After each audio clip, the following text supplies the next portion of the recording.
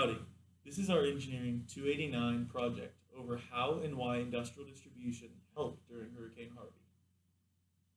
This is Josh, Jared, Sam, and I'm Marcus. Let's get started. So first, I'll be talking to y'all about the facts covering Hurricane Harvey. Hurricane Harvey was the second most costly hurricane since 1900, with the cost of $125 billion. It was right behind Hurricane Katrina with $160 billion. Hurricane Harvey was a Category 4 hurricane with the diameter of 280 miles and winds up to 130 miles per hour. So with Harvey, an estimated of 113 million people were affected. Nearly 135,000 homes were damaged or destroyed in this flooding, which led to 88, with the death toll being 88 people. While authorities and first responders had many rescues, up to 10,000 missions in the Houston area, 30,000 people fled to temporary shelters. Now, Governor Greg Abbott activated the entire Texas National Guard, bringing the total number of deployed guardsmen to roughly 12,000. The storm dumped roughly 27 trillion gallons of rain on Texas, making Harvey the wettest Atlantic hurricane ever measured.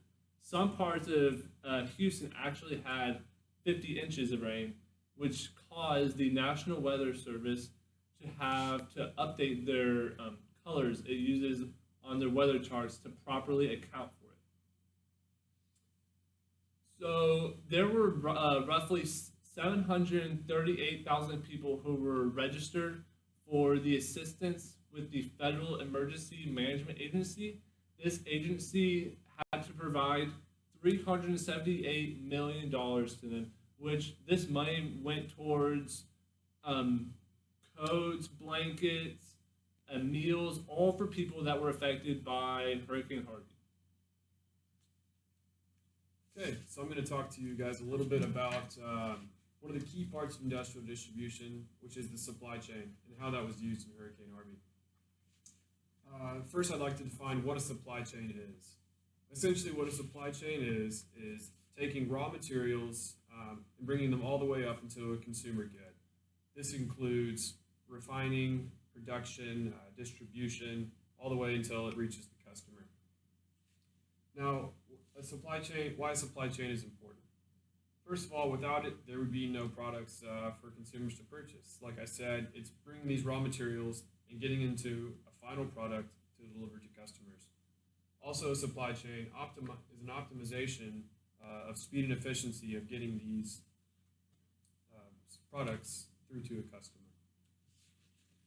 Now, Hurricane Harvey played a big role with the end of the supply chain, the distribution. In particular, College Station got to play a huge role in this here at Easterwood Airport. So what happened was, as Jared mentioned, these National Guardsmen came in and set up a distribution center here at Easterwood Airport.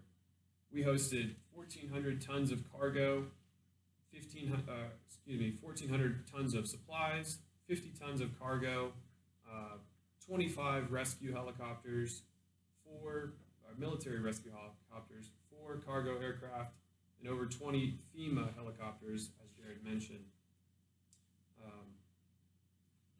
These cargo aircraft brought in supplies like water, military uniforms for when they got wet down in Houston, including boots, MREs, blankets, and other supplies, and stored them at Easterwood Airport, a close location to Houston. That way they could be quickly and efficiently distributed into the area.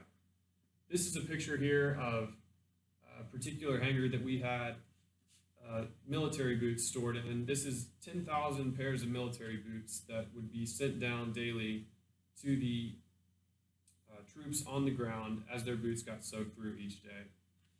This here is a picture of a cargo aircraft being unloaded with supplies such as water shipped in from all across the country from companies like Walmart, Target, Sam's Club, etc. Bringing all these supplies, like I said, shipping them to this location close into the Houston area. That way they're effectively distributed down into the area with these helicopters with rescue workers.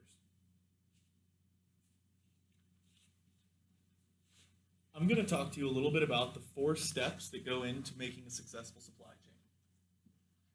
You start, as with anything, with the planning section.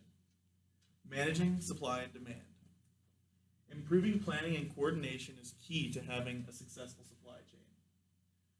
As with anything, planning is very important because it helps you know what to expect in any situation.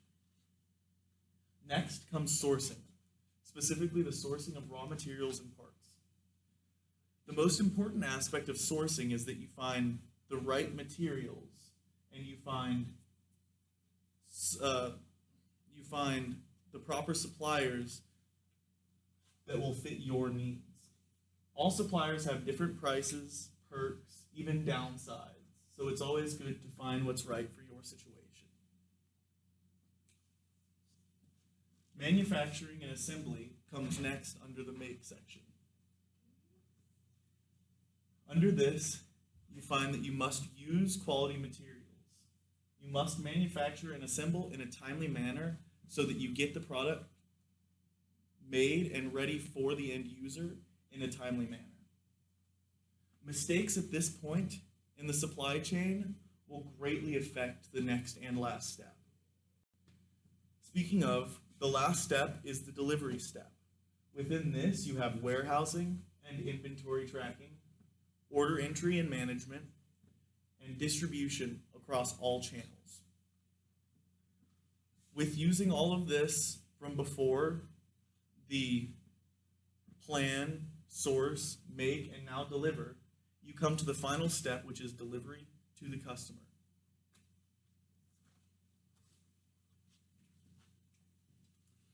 Hurricane Harvey was one of the worst hurricanes to ever hit Texas. It caused millions of dollars in damage and had a significant death toll. However, it is because of the quick actions of both the federal and state governments that saved a lot of victims from this hurricane. The establishment of the supply chain was one of the key factors that helped get food and water to those who needed it. With an established supply chain, supplies could move into Houston at greater speed, aiding those who needed it. They had to slowly and carefully clear obstacles such as the flooding and the debris. With an established supply chain, not only could supplies move in, but injured civilians could be moved out of harm's way. With a base set up at the Easterwood Airport and College Station, the National Guard could evacuate civilians to a safe place while also remaining close enough to act in the case of an emergency. The use of techniques such as risk management and cost control helped the supply chain operate safely and without financial waste. These are the same techniques that are taught. We gotta use the other one. What, 8 minutes? What, 8 Yeah. minutes? There's no way this one's not gonna work.